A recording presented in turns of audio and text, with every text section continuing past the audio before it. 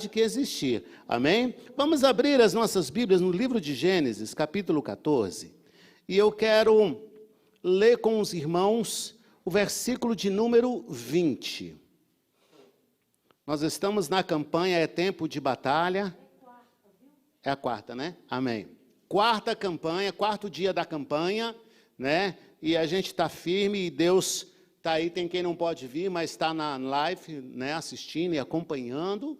E Deus não mudou, irmãos. Ele continua o mesmo.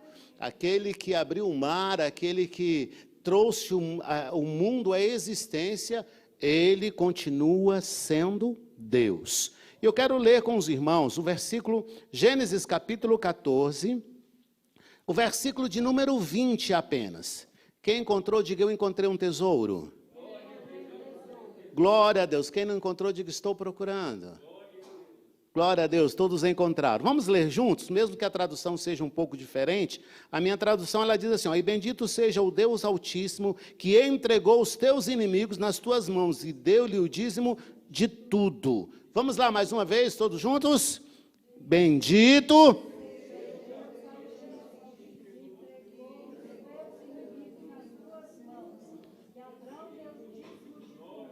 Glória a Deus. Bendito seja o nome do Senhor. Quando eu li este capítulo, e aí começando a estudar no versículo 1, eu falei: Deus, o que o Senhor está querendo falar através desta palavra, que no primeiro momento parece tão complexo, né? Tão complexo, mas tem uma forma extraordinária de Deus falar conosco através da sua palavra. E aí eu fui lendo, relendo e meditando, e Deus foi falando algumas coisas ao meu coração. E eu quero compartilhar com os irmãos. Quando o Gênesis é escrito, e o significado de Gênesis, exatamente o capítulo 14, ele trata das guerras no qual uma aliança de 4 reis da Mesopotâmia fez guerra contra 5 reis da cidade da planície, conhecida como a Batalha de Sidim. Esses 4 reis se ajuntaram e resolveram fazer guerra contra outros 5 reis. Esta batalha promoveu, olha como Deus faz as coisas, né? Esta batalha, ela promoveu o encontro de Abrão, o seu nome ainda não havia sido mudado para Abraão, era Abrão, com Melquisedeque. Pois a escolha egoísta de Ló, e vocês conhecem a história, trouxe-lhe problemas inesperados na região do Mar Morto, onde Ló morava, com um grupo de cidades ou de estados, podemos dizer assim, que se rebelou contra os seus senhores ali na Mesopotâmia e travou uma guerra contra si. E aí, queridos, Gênesis 14 vai falando sobre a guerra desses 4 reis contra outros 5 reis, conhecida como a guerra entre as confederações. E aí, o que é uma confederação? É uma associação estável de estados soberanos ou de estados nacionais que, no interesse comum, põe-se sob a dependência de um governo central. É como se nós considerássemos o Gama, Santa Maria, Riacho Fundo, Recanto das Emas, todas essas cidades seriam confederadas, e aí eles se reuniriam, todas essas cidades, para se opor, podemos dizer, contra o governo do estado, ou contra uma outra cidade, tomar a outra cidade para si, subjugá-la, né? Então, é isso que a palavra está querendo nos dizer a respeito desta guerra. E aí, quando Gênesis 14, ele revela também que Ló foi capturado em uma dessas batalhas, mas Abraão conseguiu libertá-lo. Eu fico imaginando, e vocês conhecem a história muito bem, que quando Abraão e Ló não conseguem caminhar juntos, Abraão dá a Ló a liberdade de escolher o caminho, né? Você vai para onde então? Eu vou para cá. E aí Abraão então escolhe, então eu vou para cá.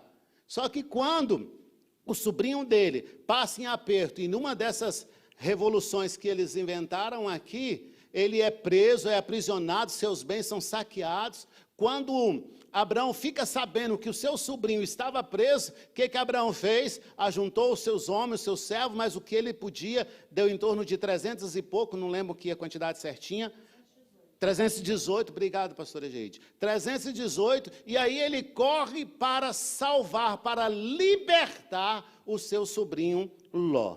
Irmãos, eu não quero falar especificamente desta batalha ou dessas guerras que o livro de Gênesis está trazendo, mas eu quero falar de um outro tipo de batalha que é muito comum na vida de uma pessoa. Reis frequentemente empreendem ações militares com o objetivo de conquistarem estados, cidades, bens e povos para subjugá-los e escravizá-los. As cidades conquistadas por estes reis se tornavam submissas àquele que conquistava e lhes pagava tributo. Ou seja, além de perder a sua liberdade, de perder o seu direito, de perder os seus bens, de tudo aquilo que eles produziam, trabalhavam, eram obrigados a pagar tributo.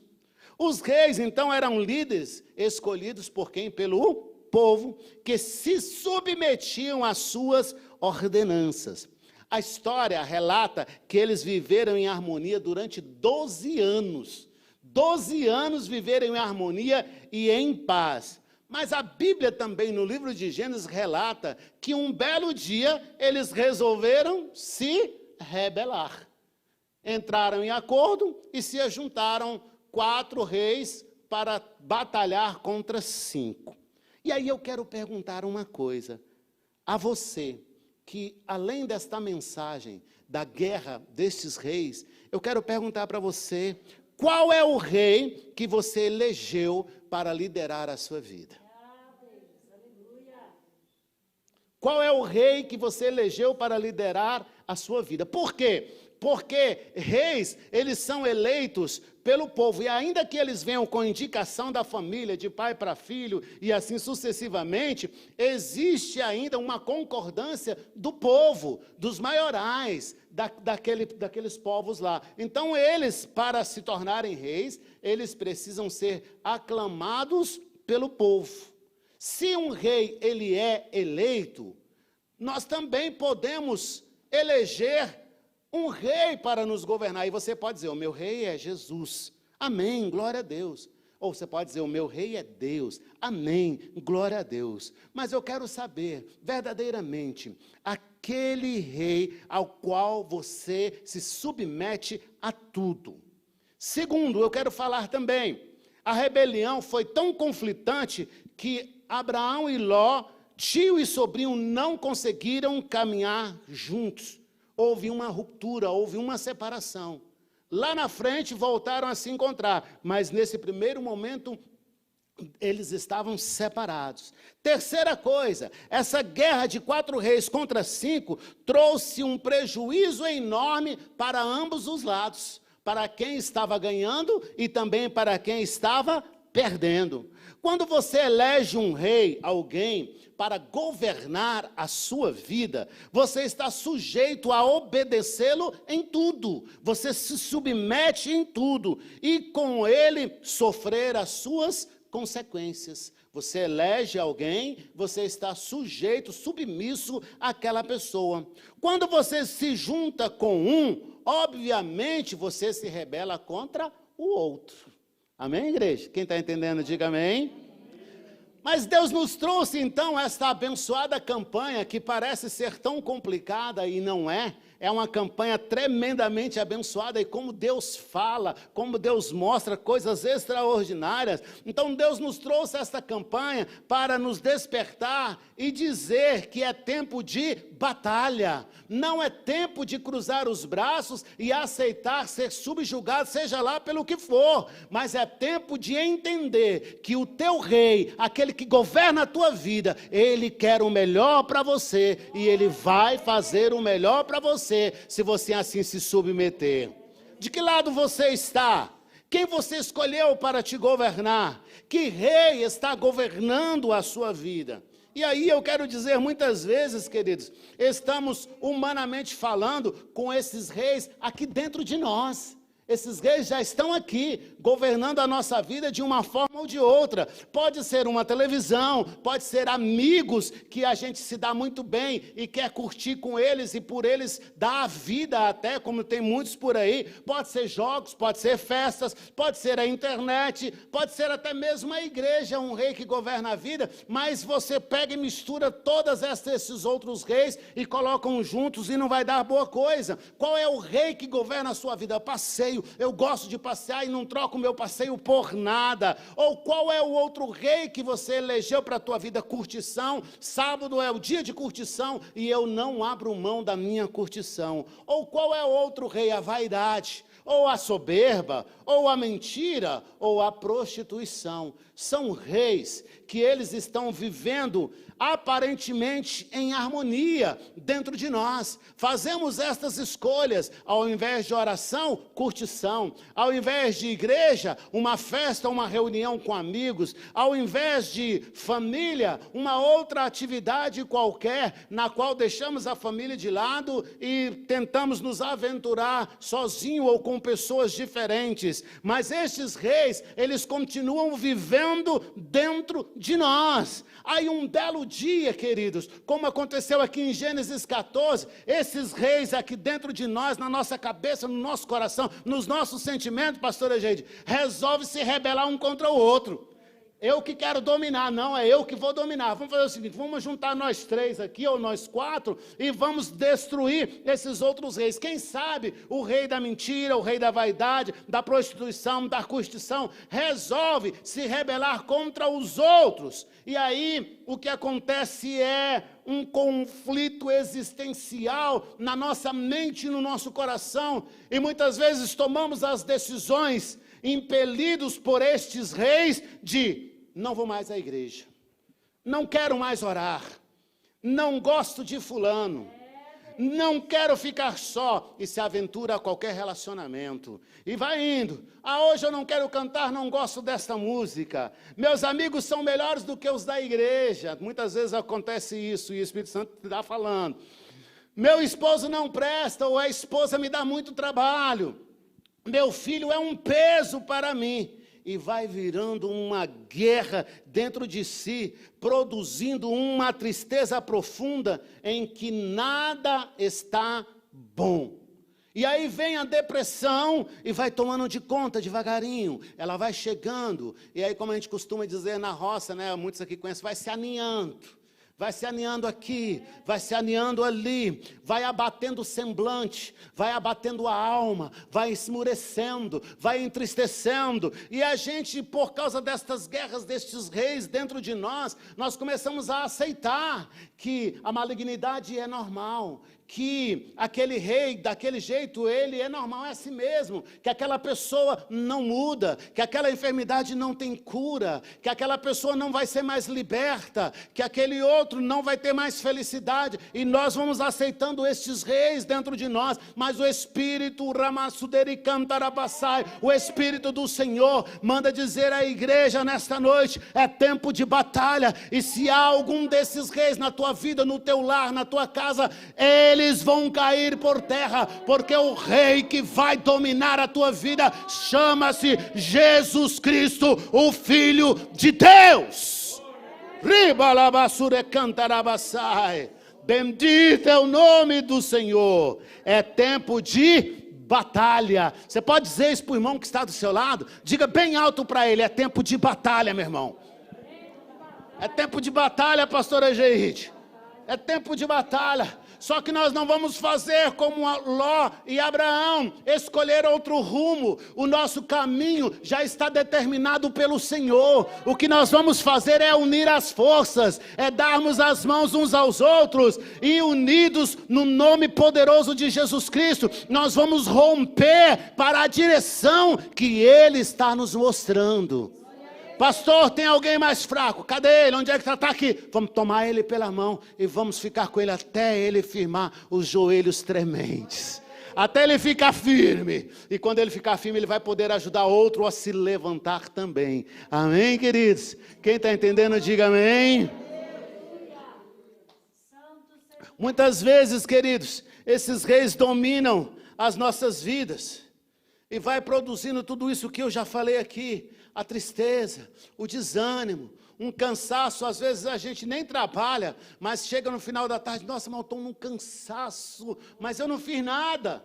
Não fiz nada pesado, não fiz algo assim exageradamente que poderia me trazer um cansaço. Mas estes reis, eles são reis espirituais e são reis físicos. Eles vão se transformando de espiritual para material. Eles chegam devagarinho e vão se aninhando. E aí traz o rei da tristeza, vai produzindo tristeza. E a pessoa vai ficando assim, como a gente fala na roça, meio borocochô, meio abaixado, meio desanimado, não tem expectativa em nada, não tem esperança em nada. Mas aí vem um outro rei, o rei do choro. Tudo o que acontece é choro. Chora. Eu não consigo fazer nada, só chorar. Ei, o nosso rei, ele é Jesus e nele está a alegria. Nele está a alegria. O nosso rei é Jesus e nele está a alegria. Assim Deus, na figura de Abraão com o seu povo, também está aqui hoje para nos libertar deste cativeiro. E a igreja, meu irmão, este lugar que nós nos encontramos, é o seu aliado nesta hora. A igreja é o seu aliado no momento em que esses reis estão querendo dominar os teus sentimentos, o teu coração e o teu pensamento. É aqui que você vai encontrar apoio, é aqui que você vai encontrar amigos que vão te abraçar, cheios do Espírito Santo de Deus. Ao invés daqueles lá do mundo dizer, olha, não vai dar certo, o daqui vai dizer, olha, Deus está no controle, se Ele quiser, vai dar certo sim, porque Ele é Deus. Ele é Deus, e é tempo de batalha. E batalha é o seguinte, é igual eu falei, né, da situação do gato, bate aqui, machuca ali, caramba, mas cai em pé. E no tempo de batalha é a mesma coisa, vai sofrer um arranhão aqui, vai sofrer um machucado ali, vai sofrer uma outra ferida em um outro lugar, mas você vai sair vencedor. Porque o teu dono, o rei que governa a tua vida, é o Senhor dos exércitos, o qual nunca conheceu uma derrota.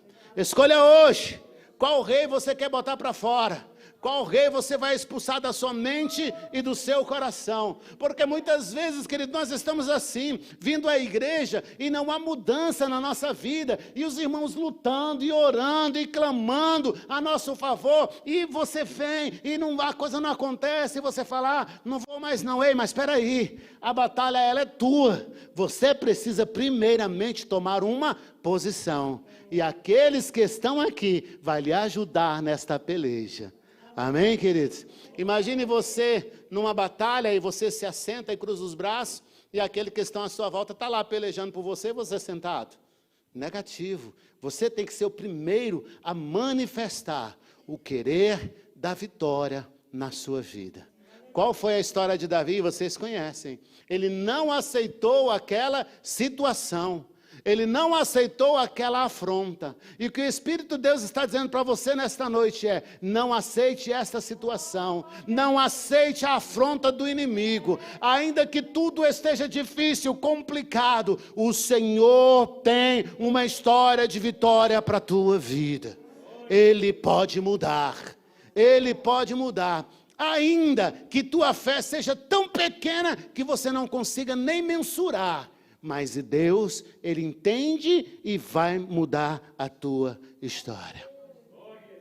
Quando Abraão soube que o seu sobrinho estava preso, ele reuniu um grupo de 318 e habilidosos da sua casa e seguiu para a confederação onde Ló estava preso. E ali perseguiu aqueles reis que os haviam saqueado. E aí ele toma uma posição, liberta o seu sobrinho e toma as coisas de volta. A igreja, ela é esse Abraão para te ajudar no momento de dificuldade. Mas você precisa abrir o teu coração para a igreja. Eu quero esta ajuda, eu preciso desta ajuda. E aí você diz, talvez, não vou porque eu vou passar vergonha. E se eu contar, todo mundo vai ficar pensando isso ou aquilo de mim. Irmãos, o que importa é o que Deus pensa a seu respeito.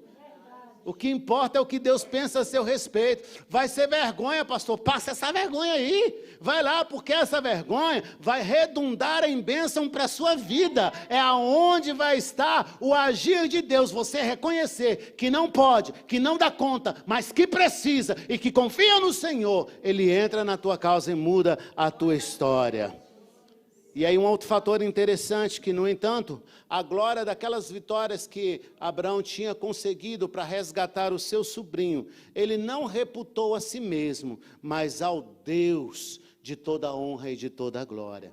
Venceu, resgatou, mas foi Deus que deu a vitória para ele e ele reconhece isso. Ei, irmão, entenda isso, Deus te ama.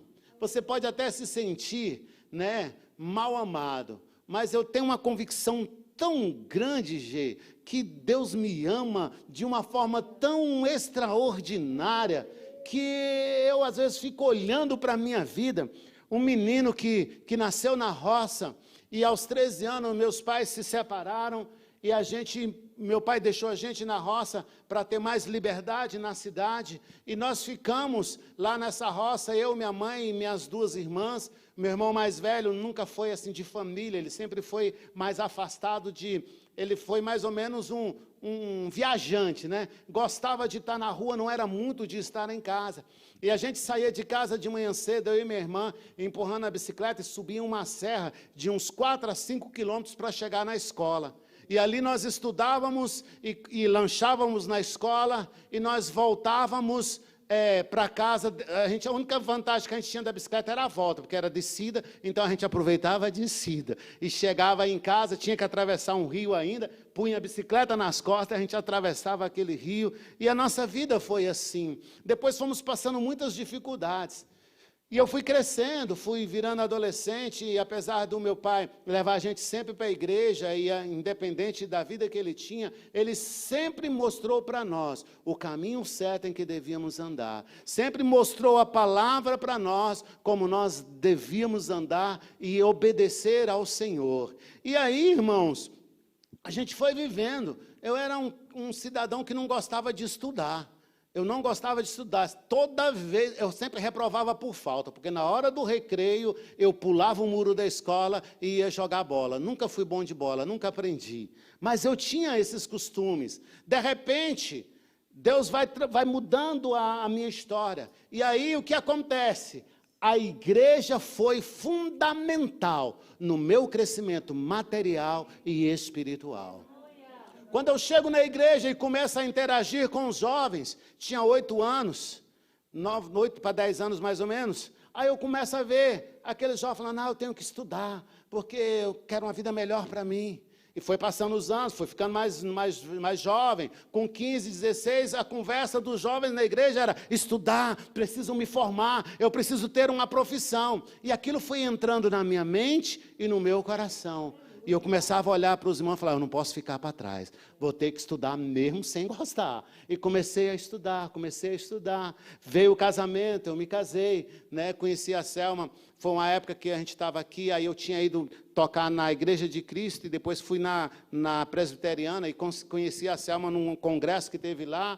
E aí a negona gostou de mim, eu gostei da negona, e deu tudo certo. E aí nós vamos casar, e aí vamos casar, e vieram filhos, e veio mais aquela vontade de trabalhar mais, de estudar mais, e de ficar mais entronizado com a igreja do Senhor. Então a igreja, ela é importante para você, meu irmão. A igreja é importante para você, minha irmã. Porque quando você não tem perspectiva, teu irmão que está aí do seu lado, cheio de perspectiva, e começa a falar, você vai vencer, vamos fazer. Não, você consegue, Deus está conosco, Deus vai dar vitória. A palavra de Deus não volta, a palavra de Deus é de bênção para a nossa vida. E aquilo começa a contagiar a gente, e a gente começa a exercitar a fé, e a gente começa a fazer, e Deus vai empurrando, e Deus vai falando no nosso coração, vai, eu estou contigo, você vai vencer. Olha, você vai cair no buraco, Deus te tira, você não sabe nem como, mas Ele te tira do abismo, te coloca no caminho certo e te leva a conquistar as vitórias que você desejava, aquilo que estava no teu coração. Mas esses 4 reis que pelejaram contra 5 podem ser evidenciados na nossa vida de diversas maneiras, como eu relatei nesta noite. Mas o rei, quem elege, somos nós. É você agora que cabe destituí-lo da sua vida. Que te prende. Televisão, você pode desligar, ela tem controle. Vai lá no controle e desliga. O que te prende, você pode tomar a decisão certa para fazer a coisa certa da maneira que somente Deus se torne o único rei da sua vida.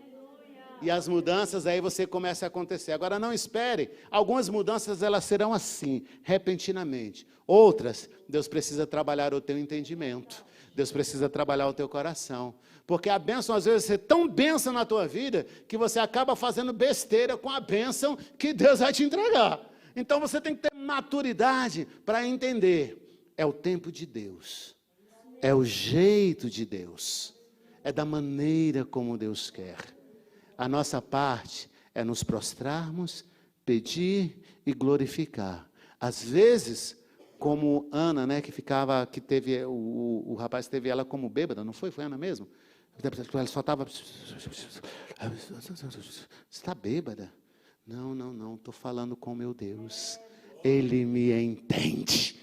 Ele me entende. E no nome de Jesus, nesse 4º dia da campanha, tome posse desta palavra para a tua vida. Decisão é tua. Bote esses reis que conflitam a tua mente e o teu coração. Bota eles para fora e eleja Deus como o único rei da tua vida. Ouça a sua voz, entenda a sua xarapacantarabassai, a sua vontade e se submeta ao querer do Senhor. E você vai ver os milagres de Deus acontecer na sua vida. Você entende isso? Fica de pé em nome de Jesus. Quem pode ficar de pé? Glória a Deus. Diga mais uma vez para o irmão que está do seu lado: é tempo de batalha. Glória a Deus. É tempo de batalha. É tempo de batalha. E antes de orar, quero contar uma situação que aconteceu comigo no começo do ano. É rapidinho. E no exame de rotina, foi descoberto que eu estava com CA, que eu estava com câncer. E quando eu recebi aquela notícia, eu desabei. Eu falei: meu Deus, meu irmão morreu com câncer, meu filho morreu com câncer, meu pai morreu com câncer, eu vou morrer com câncer. E aí eu comecei a falar: vou morrer. Eu comecei a mandar no WhatsApp para minhas irmãs um monte de caixãozinho assim, né? E elas: que isso, eu vou morrer, que isso, eu vou morrer, vai morrer de quê? Minhas irmãs, eu estou com câncer. Irmãos, eu hoje ainda estou com câncer. Mas eu tenho uma promessa de Deus de cura. E eu já recebi essa cura na minha vida. Eu recebi essa cura na minha vida. E eu não deixo de adorar, eu não deixo de pregar. Tem dia que a gente está mais cansado e tomando medicação e a gente fica muito ruinzinho. E eu fico o dia todo de cama, mas adorando ao Senhor. Põe o fone de ouvido, ouvindo louvor e adorando ao Senhor. Porque eu nasci e cresci aprendendo a louvar ao Senhor, louvando ao Senhor. E ainda, irmãos, que não aconteça do jeito que eu queira. Deus continua sendo Deus para mim. Ele é o Senhor sobre todas as coisas. Tem uma promessa de cura, tem uma promessa de milagre. Então eu quero dizer para você: não se entristeça com a luta que você está passando. Pode ser a maior que for, a maior que seja. Creia no Senhor que pode todas as coisas. Amém, igreja? É tempo de batalha, não é tempo de caverna, de nos acovardarmos. É tempo de batalhar. E nós vamos juntos, um pegando na mão do outro, e puxa daqui, puxa dali. Nós vamos conquistando terrenos. E nós vamos tomando posse das promessas do Senhor para a nossa vida. Fecha os teus olhos. Senhor, Tu és tão bom, Senhor.